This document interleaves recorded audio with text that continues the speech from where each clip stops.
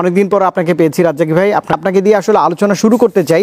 কদিন আগেই আমরা আন্তর্জাতিক অপরাধ ট্রাইব্যুনালে বাংলাদেশের যে ক্রান্তিকাল, অর্থাৎ আমি বলছিলাম গত 1.5 বছর ধরে তো একটা সংকটময় পরিস্থিতির মধ্যে চলছে এই গণ বিপ্লব, গণ অভ্যুত্থানের পরে। আমি একটু বিচারের স্বচ্ছতা নিয়ে একটু আপনার সঙ্গে কথা বলতে চাই। পলাতক আসামিদের, অর্থাৎ সাবেক প্রধানমন্ত্রী এবং সাবেক যিনি স্বরাষ্ট্রমন্ত্রী, তাদের মামলার রায় হয়েছে অনুপস্থিতিতে বিচার প্রক্রিয়া এবং মৃত্যুদণ্ডের আদেশ দেওয়া হয়েছে আন্তর্জাতিক অপরাধ ট্রাইব্যুনালে। আসলে আন্তর্জাতিক মানদণ্ড অনুযায়ী এটি আসলে কতটা বৈধ বা আদৌ প্রশ্নবিদ্ধ কিনা, আপনার পর্যবেক্ষণ একটু জানতে চাই। ধন্যবাদ আপনাকে এবং আমার অত্যন্ত প্রিয় একজন সমালোচক। দেখেন, বিচার যদি আপনি বলেন একেবারে 100% নিখুঁত, আন্তর্জাতিক মান আবার কি? আপনি প্রতিটা দেশে যান, সব দেশেই তার বিচার নিয়ে কথা আছে যে চূড়ান্ত সুন্দর বিচার হয়েছে কিনা। তারপরে যদি আপনি বলেন যে একেবারে সুন্দর একটা বিচার চাই, তাহলে সে আমার মতো সাধারণ মানুষ এটা করতে পারবে না। এর মানে এই না যে বিচারটাকে আমি নেগেটিভ বলছি। তাহলে মহান অলি আল্লাহ বসতে হবে এজলাসে। বাট আপনি যদি বাহ্যিক স্বাভাবিকভাবে চিন্তা করেন, তাইলে মনে করেন যে বাংলাদেশে বিচার, বহির্বিশ্বে বিচার যেখানেই যান, প্রচুর পলাতক আসামি হয়। আপনি রাজনৈতিক, এটা তো হেভিওয়েট মামলা, আপনি ইন জেনারেল বহু আসামি পলাতক থাকে। আপনি আসামি যখন হবেন, এখানে হত্যা মামলার বিচার হচ্ছে। এখন একটা অন্য সাধারণ যে হত্যা মামলা, সেটাও হত্যা বিচারই হয়। সেখানেও যে সাক্ষ্য প্রমাণ লাগে, আইনের যেভাবে লাগে, এখানেও সেই একই জিনিস লাগছে। দুইটা ভিন্ন আদালতে হচ্ছে, সেটা ভিন্ন চ্যাপ্টার। সুতরাং পলাতক একটা ফ্যাক্টর। আপনি যখনই পলাতক থাকবেন, তখনই তো ন্যাচারালি আপনার পক্ষে হয়তো আপনি মনে করবেন আমি আইনি অনেক ডিফেন্স নিতে পারতাম, কিন্তু আপনি তো পলাতক হয়ে গেছেন, আপনাকে তো ডিফেন্স নিতে কেউ নিষেধ করেনি। এখন বলতে পারেন এই টার্মোয়াল সিচুয়েশন, উনি চলে গেছেন দেশ ছেড়ে, এসে ফেস করবেন, সেটা একটা কঠিন ব্যাপার। এখন আসেন বিচারের স্বচ্ছতা নিয়ে একটা কথা বলি। আপনি আমাদের এই যে বিচারটা হলো, অতীতের রেফারেন্স আমি দিতে যাচ্ছি না। যদি অতীতের বিচার বলেন, অনেক বিচার নিয়েই ক্যাঙ্গারু কোর্ট বলা হয়েছে। এখন ক্যাঙ্গারু কোর্ট বলা হওয়ার মানে কি? সরকার চালায়। তাহলে কি সবসময় সরকার বিচার ব্যবস্থার উপর ইনফ্লুয়েন্স করে? এই ধারাবাহিকতা, এই সরকারও ইনফ্লুয়েন্স করছে, এই বিষয়গুলো আসে। কিন্তু আমরা তো সেই বিষয়টা মুখ্য না, কেননা ওই সমস্ত কথার পর কিন্তু আদালতের রায় বহাল রয়েছে, এক্সিকিউশন হয়েছে, মৃত্যুদণ্ড কার্যকর হয়েছে। কাজে এইগুলা পলিটিক্যাল ক্ষেত্রে সাধারণত এই শব্দগুলো ব্যবহার করা হয়, কিন্তু নর্মাল একটা আসামির ক্ষেত্রে কেউ কি বলে? ক্যাঙ্গারু কোর্ট বলে না। সেখানে ইনজাস্টিস হতে পারে, ভুল হতে পারে, কিন্তু এই বিচারটার স্বচ্ছতা নিয়ে আমি কথা বলছি। আপনি মনে করেন যে এই ঘটনাটা খুব এত দ্রুত হিস্ট্রি রিপিট হয়েছে, আপনি চিন্তা করতে পারবেন না। যে সাকা চৌধুরী একটা বক্তব্য রাখছিল যে আদালতটা যাতে কন্টিনিউ থাকে। এখন সে কি অর্থে বলছে, কেভাবে বলছে, এবং বলছে এখানে শেখ হাসিনার বিচার হতে পারে, কন্টিনিউ রাখতে বলছেন। হিস্ট্রিটা খুব তাড়াতাড়ি রিপিট হইল 11-12 বছরের ব্যবধানে। যেটা মনে করেন আপনি, আমি, ইভেন এই ভাইও দেখছেন, বিচার হয়েছে বলে যে আমি খুব খুশি বা পুলকিত তাও না। এখানে বিচার হয়েছে, হত্যার বিচার, হুকুমের বিচার, হটেভার ইট ইজ। এখন যেই ইউএনের রিপোর্ট 14 বছরের ব্যবধান, মানে কি 14 বছরের ঘটনা, জুলাই ঘটনা ঘটলো আপনার 24-এ, বিচার হইলো, রায় হইলো এখন। তার মানে কি একেবারে তাজা ঘটনার উপরে সবগুলা নানান জায়গায় সমস্ত এভিডেন্স বলতে যা থাকে। এতে আপনি সোশ্যাল মিডিয়ার এভিডেন্স ধরেন, যা কিছু ধরেন, সব আমি বাদ দিলাম। জাতিসংঘের একটা রিপোর্ট হয়েছে। এবং সবচেয়ে বড় কথা হলো এই যে বাংলাদেশের এই যে প্রজাতন্ত্রের যারা কর্মচারী, এটা একটা অন্ধলোকও বিশ্বাস করবে যে প্রজাতন্ত্রের কর্মচারীর এমন কোনো ক্ষমতা নাই যে গুলি করে সমানে মানুষ মারবে। এটা একটা কমন সেন্স যে পুলিশ বলেন, আর্মি বলেন, কথায় কথায় গুলি করে মানুষ মেরে ফেলবে, এটা প্রজাতন্ত্রের প্রশাসনের সিদ্ধান্তে হয় না, যদি না নির্বাহী আদেশ না আসে টপ থেকে নর্মালি। এরপর আসেন একটা ইউএন রিপোর্ট। সেই ইউএন রিপোর্টটায় সারা বিশ্বে ওপেন আছে। সেই ইউএন রিপোর্টটা নিয়েও কিন্তু আমরা এমন কোনো জোরালো আলোচনা, অপোজ করা কিংবা আওয়ামী লীগের তরফ থেকে ফাইট আমরা দেখি নাই। যাই হোক, সেই বিষয় না। কিন্তু যখন আপনি রায় মামলাটা করতে গেলেন, তখন সাধারণত এই সমস্ত ক্ষেত্রে বাহিনীর টপের কাছে অর্ডারটা আসে। নিশ্চয়ই নির্বাহী প্রধান, সরকারের নির্বাহী প্রধান একটা ওসিকে নির্দেশ দিবে না। নির্দেশটা কার কাছে আসে? টপের কাছে। সেই টপ হইল এখানে রাজসাক্ষীটা কেন? আমি মনে করি যে এই বিচারটাকে স্বচ্ছতায় সহায়ক হয়েছে এই রাজসাক্ষী দিয়ে। কারণ সে যদি বলে আমার কাছে হুকুম আসছে প্রধানমন্ত্রীর কাছ থেকে সরাসরি, অথবা আমার কাছ থেকে আমার কাছে হুকুম আসছে স্বরাষ্ট্রমন্ত্রীর কাছ থেকে, স্বরাষ্ট্রমন্ত্রী আবার বলছেন প্রধানমন্ত্রী বলছে, দুইটা ফর্মই আমরা গত 16 বছর যা দেখছি কোনো সন্দেহ নাই যে আমরা স্বাভাবিকভাবে বিশ্বাস করি প্রধানমন্ত্রী সরাসরি এই আইজিপি, ইভেন হারুন সাহেবের মতো লোকে, ইভেন দেখছি ডিবিতে আসামি রেখেও হারুন সাহেব বলছে এইমাত্র প্রধানমন্ত্রী টেলিফোন করেছেন, জানতে চাইছেন গয়েশ্বর তার কারে কারে ভাত খাওয়াচ্ছিল, এইসব বিষয়। সুতরাং এতে বোঝা যায় যে এগুলা কোরাবরেট করা খুব দরকার ছিল। সেই কোরাবরেশন, যাকে সমর্থন করা আর কি, একটা যোগ্য উপযুক্ত ব্যক্তিকে দিয়েই এই সমস্ত ঘটনাগুলোকে সমর্থন করাইছে। সেখান থেকে যদি আপনি বলেন স্বচ্ছতার প্রশ্নে একটা খুব ভালো স্বচ্ছতার মানে বহিঃপ্রকাশ হয়ে গেছে অলরেডি, সেই দিক থেকে আপনি যদি বলেন বিচারটা নিয়ে প্রশ্নবিদ্ধ করার খুব একটা সুযোগ নেই। এটা হলো আমার নর্মালি এই বিচারটা নিয়ে। তারপর যদি আসেন এখন তারপরের প্রক্রিয়া কি, এখনো কিন্তু একটা সুযোগ আছে ওনার, আমি মনে করি এখন কিন্তু উনি আগের চেয়ে নিরাপদ হয়েছেন। আগের চেয়ে নিরাপদ বলতে কি, আপনি যদি এখন আমাদের সাথে যে 2013 সালের যে এই বন্দি প্রত্যর্পণ বা অপরাধী প্রত্যর্পণ যে চুক্তিটা, সেই মোতাবেক যদি দুইটা রাষ্ট্রের সাথে বিনিময় করে উনি এখন দেশে আসেন, এই জাজমেন্টে আছে 30 দিনের মধ্যে আপনি আপিল করবেন। 30 দিনের মধ্যে যদি আপিল না করেন, হ্যাঁ 30 দিনের মধ্যে আপিল করতে পারলে পরবর্তী 60 দিনের মধ্যে নিষ্পত্তি হয়ে যাবে। আর যদি আপিল না করেন তাহলে এটা বহাল থেকে যাবে। সেক্ষেত্রে আমি মনে করি একজন লিডার, আমি বলবো, আমি শ্রদ্ধা রেখেই বলছি, উনি তো একটা নেত্রী, একটা লিডার, একটা দলের বড় দলের নেতা, এবং সে দীর্ঘদিন এখানে শাসন করেছেন। তার যে পারিবারিক ঐতিহ্য, তার যে ফ্যামিলি ব্যাকগ্রাউন্ড, সব কিছু মিলেলে তার সাথে মানায় না যে উনি ওখানে বসে আছেন। আর আজকে তিনি নিরাপদ কেন, উনি যদি ওখান থেকে চলে আসেন, এটা রাষ্ট্র টু রাষ্ট্র যদি হয়, তাহলে অবশ্যই উনি এয়ারপোর্টে আসবেন, সেখান থেকে 100% সিকিউরড করে তাকে আনা হবে, এবং অবশ্যই সে যেখানে থাকবেন সেখানে সাবজেল হবে, এবং সে জামিন চাইলে জামিন রিফিউজড হতে পারে, বাট থাকবেন। আমি মনে করি বীরের মতনই ফেস করতে পারেন। যদি করেন, সেটা তার আগামী দিনের তার দলের রাজনীতির জন্য মারাত্মক সহায়ক হবে। আর যদি তিনি এটা ফেস না করেন, তাহলে আমার কাছে যেটা মনে হয় যে ওনার রাজনীতিটা এবং ওনার পারিবারিক যে ঐতিহ্য কিংবা তার পিতার যে আদর্শ, সব কিছু মিলে আমার কাছে মনে হয় খুবই একটা খারাপ অবস্থায় বা আস্থা করে নিক্ষেপ হয়ে যাওয়ার সমূহ সম্ভাবনা আছে। নিশ্চয়ই এই সিনিয়র আইনজীবী মাহবুব আজিজ ব্যাখ্যা করছিলেন আসলে এই রায়ের পরের বিষয়গুলো। আপনার কাছে একটু জানতে চাই যে আমরা দেখলাম যাদের আসলে এই বিচারের আওতায় আনা হলো তারা তো পলাতক আসামি অবস্থায় রয়েছেন। প্রসিকিউশনে যে ধরনের তথ্যাদি, প্রমাণাদি, প্রত্যক্ষদর্শী নথি উপস্থাপন করা হয়েছে, সেগুলো আসলে কতটা শক্তিশালী হয়েছে আপনি এই বিচার প্রক্রিয়ার আলোকে যদি বলতেন। জি, ধন্যবাদ। আসলে দেখুন যে এই যে ভাই যেভাবে বললেন যে ঘটনাটা তো খুবই সমকালীন, 24-এর জুলাই আগস্টে ঘটনা ঘটেছে এবং 1 বছরের মাথায় এই বিচারটি আমরা দেখলাম। তো এই একদম আমাদের চোখের সামনে তাজা যেই সমস্ত খুন হয়েছে এবং এই খুনগুলো কার নির্দেশে হয়েছে, কিভাবে হয়েছে, এগুলো নিয়ে খুব বিতর্কের আসলে খুব অবকাশ নেই। কারণ যে দায়িত্বে থাকবেন, সেই দায়িত্বে, আপনার দায়িত্বে এই সমস্ত ঘটনা ঘটেছে, শেষ পর্যন্ত আপনাকে দায়িত্ব নিতে হবে।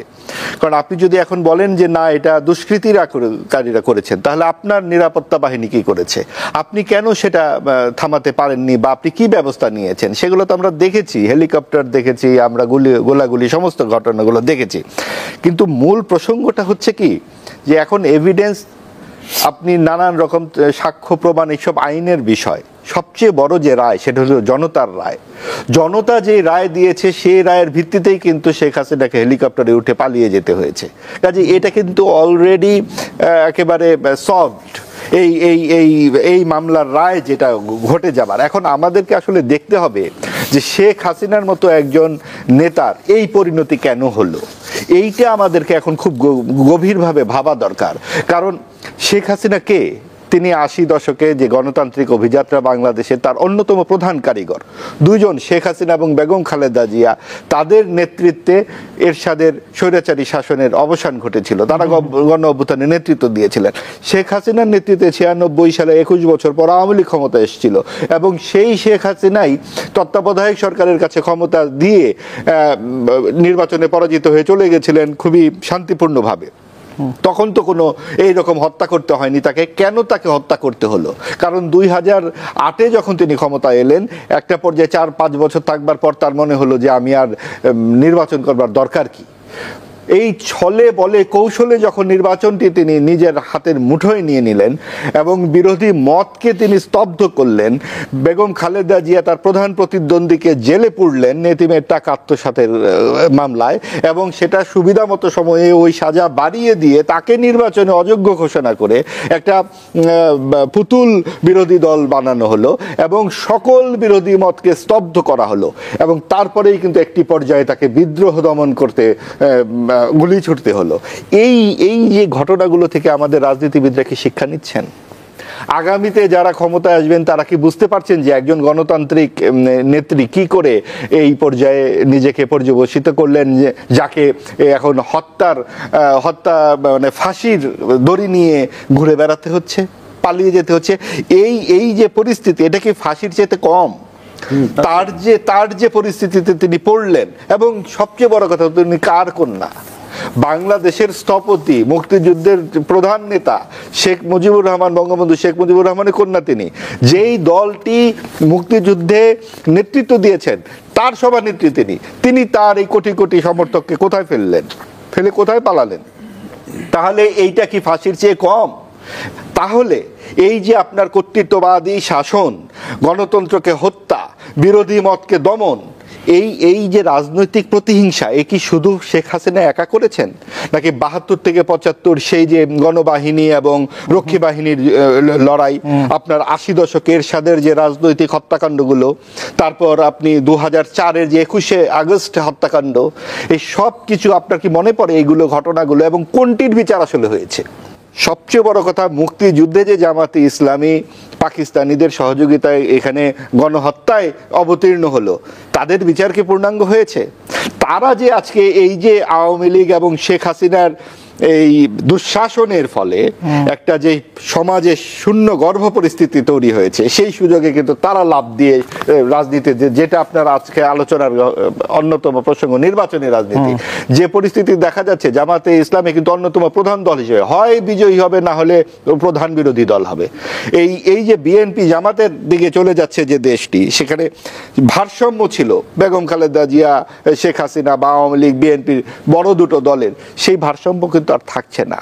কাজেই আমাদের দেশটি একটি সাম্প্রদায়িক রাজনীতির খপ্পরে পড়তে যাচ্ছে, এর দায়ও কিন্তু শেখ হাসিনাকে নিতে হবে, এটাও ফাঁসির চেয়ে কম নয়।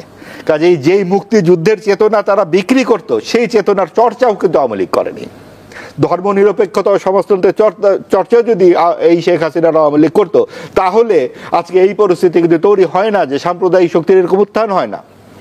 যেই রাজনীতি এখন চলছে, আপনি সংস্কার কমিশন কি করলো? প্রথম দফাতেই ধর্মনিরপেক্ষতা এবং সমাজতন্ত্রকে আপনি একদম ছুঁড়ে ফেলা হলো।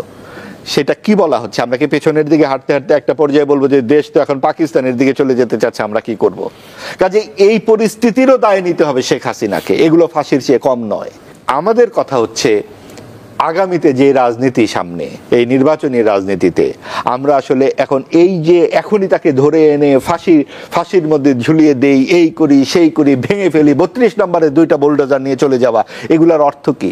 তার মানে দেশটাকে আরো অস্থির করে, আরো বেশি এক ধরনের অস্থিরতার অন্ধকারে নিক্ষেপ করবার জন্য অনেক শক্তি এখানে ক্রিয়াশীল, যাতে নির্বাচনটি না হতে পারে। এবং নির্বাচন আপনি যখন করতে যাচ্ছেন, তখন এই যে নেতারা যারা টাকা বানালো, ক্ষমতা যাদের কাছে টাকা বানানোর খনি, তারা তো আওয়ামী লীগ করে ক্ষমতা বানিয়ে বিদেশে গিয়ে বিলাসী জীবনযাপন করছে। কিন্তু দেশ জুড়ে যে অসংখ্য সমর্থক আছে, যারা আওয়ামী লীগের সমর্থক বা কর্মী, ভোটার, তাদের জন্য সরকার কি অ্যাড্রেস করলো?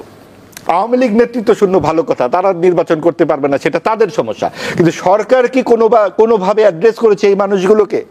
বরং আওয়ামী লীগ পারবে না ইত্যাদি নৌকাকে বাদ দিয়ে দেওয়া, বিভিন্নভাবে যেভাবে বোঝা যাচ্ছে। এবং যারা ধর্মনিরপেক্ষতা ও সমাজতন্ত্রের পক্ষে কথা বলে, সেই সমস্ত দলগুলো, বাম দল বলুন কিংবা প্রগতিশীল যে মুক্তিযুদ্ধের পক্ষের শক্তিগুলো, কেন তারা একই টেবিলে সরকারের সঙ্গে বসবার একই পরিমাণ সুযোগ পেল না? ডানপন্থার যে উত্থান আমরা দেখতে পাচ্ছি, যে সাম্প্রদায়িক শক্তির উত্থান আমরা দেখতে পাচ্ছি, সেইখানে সরকারের যে পৃষ্ঠপোষকতা আমরা দেখতে পাচ্ছি, এই পৃষ্ঠপোষকতাও কিন্তু আমাদেরকে শঙ্কিত করে। যে নির্বাচনী রাজনীতি আমরা দেখতে পাচ্ছি তা একপক্ষীয় হয়ে যাচ্ছে এবং সমাজের একটা বৃহত্তর অংশ এই রাজনীতি থেকে বাইরে থাকছে, যা দেশকে একটা চির বিভাজিত দ্বন্দ্বের দিকে নিয়ে যাবে। অনেক ধন্যবাদ। আবু হেনা রাজ্যকে আপনার কাছে যেতে চাই। যে ঐতিহাসিক রায় আপনি বলছিলেন সেটি বাংলাদেশের প্রেক্ষাপটে বর্তমান এবং ভবিষ্যৎ রাজনীতিতে কি ধরনের সুদূর প্রসারী প্রভাব ফেলবে বলে মনে করবেন? যেমনটা বলছিলেন এই যে এই রায় এটি থেকে কি শিক্ষণীয় আছে আসলে? অবশ্যই আমি বলছি সেটা, মানে যে আমাদের শেখ হাসিনার বিরুদ্ধে যে রায়, তার আগে একটা কথা বলি, আমি মাহবুব আজিজের সাথে একটু কমপ্লিমেন্ট দিচ্ছি। ধরেন 32 নম্বর ভাঙছে, আমি ব্যক্তিগতভাবে সমর্থন করার কোনো কারণ নাই, 1 নম্বর।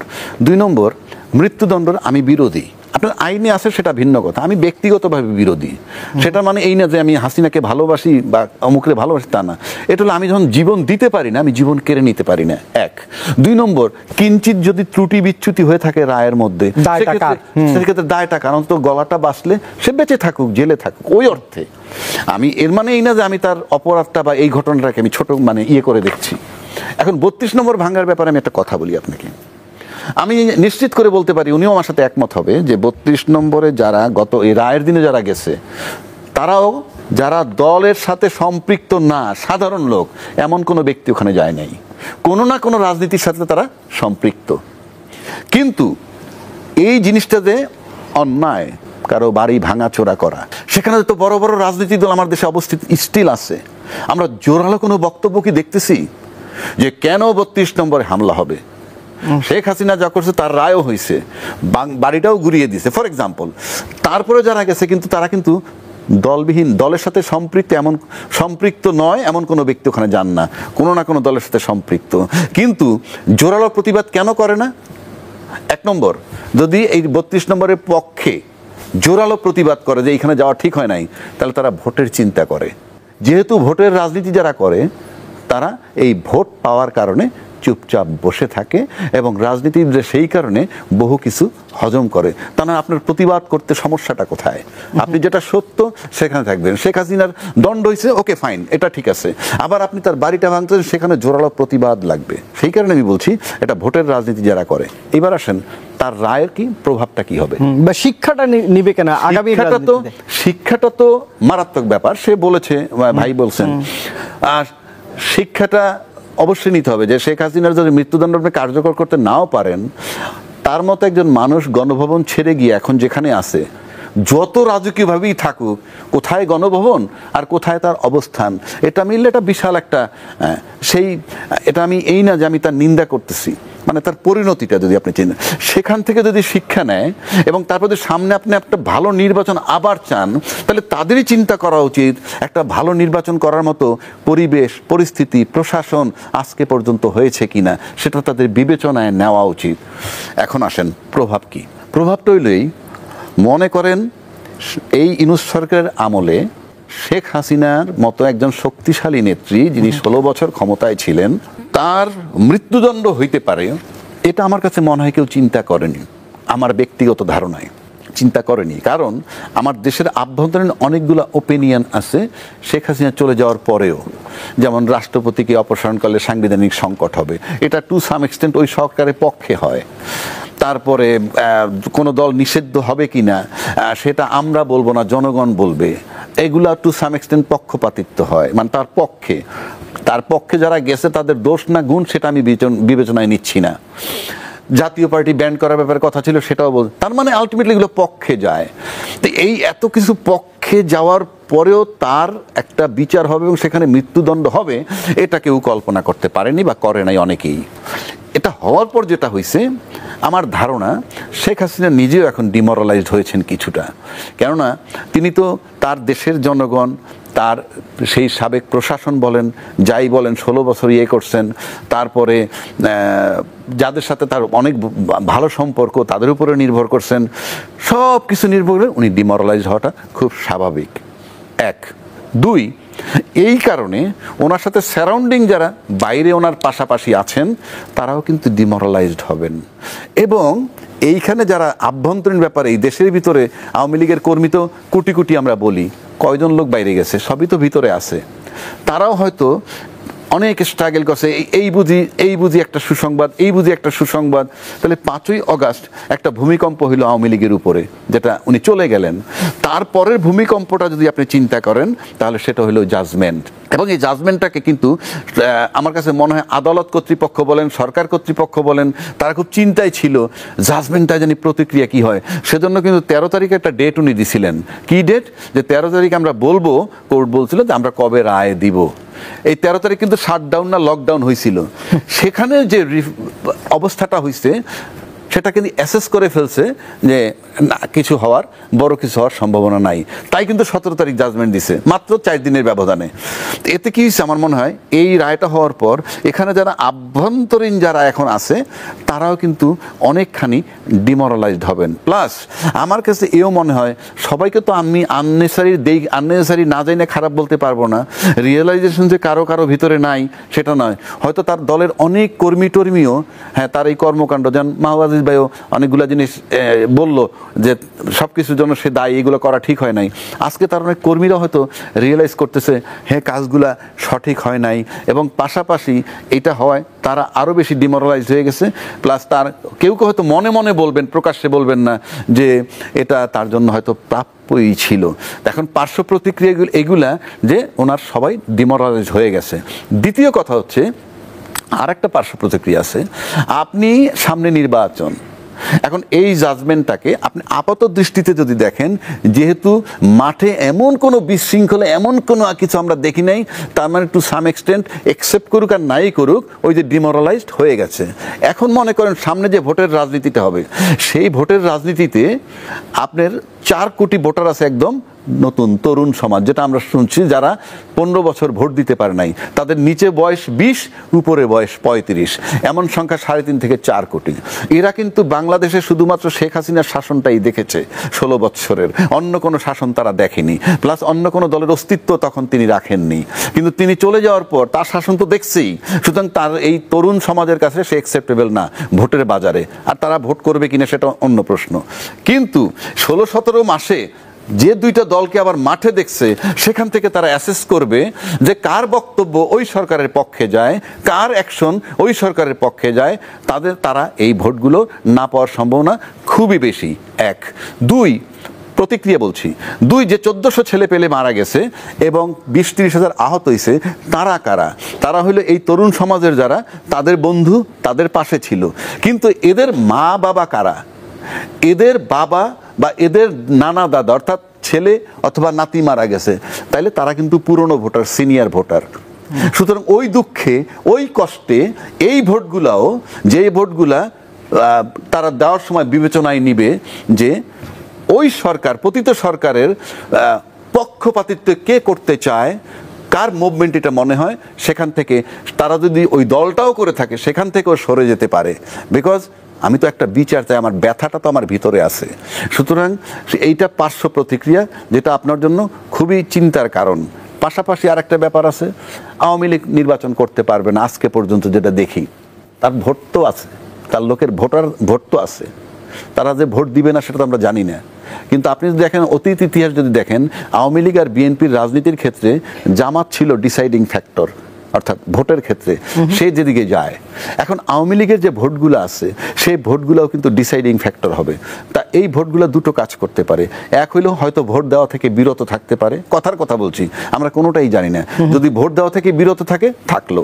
আর যদি ভোট দেয়, তাহলে আপনি নিশ্চিত থাকতে পারেন আপাত দৃষ্টিতে জামাত আর এনসিপি পাওয়ার কথা না, আপাত দৃষ্টিতে। কেন তর্কের খাতে যদি কল্পনা করি যে শেখ হাসিনা ফেরত আসছে, কল্পনা করি ফেরত আসছে, তাইলে ওদের কাছে ভোট গেলে হয়তো এটা কার্যকর করার ব্যাপারে তারা ঐক্যমত্যে থাকবে, অন্তত এই দুটো দল, জামাত এবং এনসিপি। সুতরাং সেক্ষেত্রে এই ভোটগুলো ওখানে যাওয়ার কোনো কারণ নাই, 1 নম্বর। পাশাপাশি আবার যদি এই ভোটগুলো অন্য কোথাও যায়, তারা যদি মনে করে ওই ভোট যে আবার এমন একটা শক্তি আমরা দিব না যারা একেবারে 2/3 মেজরিটি নিয়ে আইসে একেবারে কাল ধরে থাকে, কারণ তার তো একটা অভিজ্ঞতা হয়েছে, সেক্ষেত্রে সেই ভোটগুলা ওদিকে না যাওয়ার সম্ভাবনা। সেক্ষেত্রে আবার এটা জামাত এনসিপির দিকে গেলে যাইতেও পারে। কেন যাইতে পারে? ব্যালেন্স করতে চাই, মানে একচ্ছত্র আধিপত্য নিয়ে আরেকজন শেখ হাসিনা হোক, সেটা হয়তো শেখ হাসিনাই চাইবেন না। কারণ তার রাজনীতিটা টিকায় রাখার তো একটা মানসিকতা থাকতে পারে। সুতরাং এক্ষেত্রে আওয়ামী লীগের ভোটটা একটা ডিসাইডিং ফ্যাক্টর, যে তারা আসলে ভোটে কি করবে। এগুলো সবই পার্শ্ব প্রতিক্রিয়া বা এটার ইম্প্যাক্ট বলতে পারেন না। কিন্তু আবহাওয়া রাজ্যে কি আপনি বলছিলেন যেহেতু আমরা সবকিছু জানি না, যদি Hypothesis। যদি আওয়ামী লীগের এই বিপুল সংখ্যক যারা এই 16 বছর 3টা নির্বাচনে ভোট করেনি, তারপরেও তো তাদের কর্মী সমর্থক আপনিই বলছিলেন আছে, তাদেরকে কি ভোট থেকে বিরত রাখাটা ভোট থেকে আপনি বিরত রাখতে পারবেন না। তো আপনি কিভাবে আইডেন্টিফাই করবেন? আপনি বলবেন আওয়ামী লীগের ভোটাররা ভোট দিতে পারবেন, এটা হয় আওয়ামী লীগের ভোটারের লিস্ট আছে, সুতরাং ওইটা অবান্তর। ওই জন্য আমি বললাম তাদের ভোট দেওয়া থেকে তো আপনি বিরত রাখতে পারবেন, বা সরকারও বলে নাই এক। আর এই বলাটা তো মানে অবান্তর, কারণ তারা এক ভোট থেকে বিরত থাকতে পারে, নয় তারা ডিসাইডিং ফ্যাক্টর। না, মাননীয় উপদেষ্টা প্রধান উপদেষ্টা কাল বলেছেন একদমই আওয়ামী লীগ এই ভোটে অংশগ্রহণ করতে পারবে না। দল হিসেবে ভোটাররা ভোট দিতে পারবে না, এটা তো বলেন। হ্যাঁ, দল হিসেবে ভোট দিতে, দল হিসেবে পার্টিসিপেট করতে পারবে না। জি হ্যাঁ, দল হিসাবে মানে প্রার্থী থাকবে না আওয়ামী লীগের, কিন্তু ভোটার তো ভোট দিতে পারবে, সেটা কিন্তু বাধা নাই। সেক্ষেত্রে কি এই নির্বাচনটা একদম সব দলের অংশগ্রহণে হচ্ছে? না, সব দলের অংশগ্রহণ হবে কিভাবে? আপনার তো আওয়ামী লীগকে বলাই হয়েছে যে এই বিচার কার্য সম্পূর্ণ না হওয়া পর্যন্ত তাদের রাজনৈতিক কর্মকাণ্ড বন্ধ করা হয়েছে। সুতরাং তারা রাজনীতিতে অংশগ্রহণ করতে পারতেছে না, ইলেকশনে পার্টিসিপেট করতে পারবে না, কিন্তু তার ভোটারকে তো আপনি আটকাইতে পারবেন না। তার ভোটাররা তার ভোট দিতে পারবে না, কেন পারবে না? এই ভেরি সিম্পল। মাহবুব আজিজ, একদম সরাসরি এবারে একটু রায় থেকে সরে এসে নির্বাচনী রাজনীতিতে আসতে চাই। আমি বরাবরই দেখছিলাম যে রাজনৈতিক দলগুলোর মধ্যে এক ধরনের আস্থাহীনতা বিদ্যমান, যেমন সরকারের পক্ষ থেকে আলোচনার সময় বেঁধে দেওয়া হয়েছে এবং সেটিও মোটামুটি ব্যর্থ হয়েছে, যে কোন পদ্ধতিতে ঐকমত্য কমিশনের যে আলোচনার পরে জুলাই সনদ নিয়ে সেটি, এই সংকট নিরসনে এখন এই মুহূর্তে যেহেতু একদম কম সময় বাকি রয়েছে, একদম 90 দিনেরও কম সময় বাকি রয়েছে, সেক্ষেত্রে কি পদক্ষেপ জরুরি? আচ্ছা, সবকিছু যে একটা জায়গায় যুক্ত, সেটা রসুন যেমন একটা জায়গায় থাকে না, রসুন, ঠিক সেই রসুনের মতো এই পুরো প্রক্রিয়াটার সঙ্গে কিন্তু এখানে এই রায়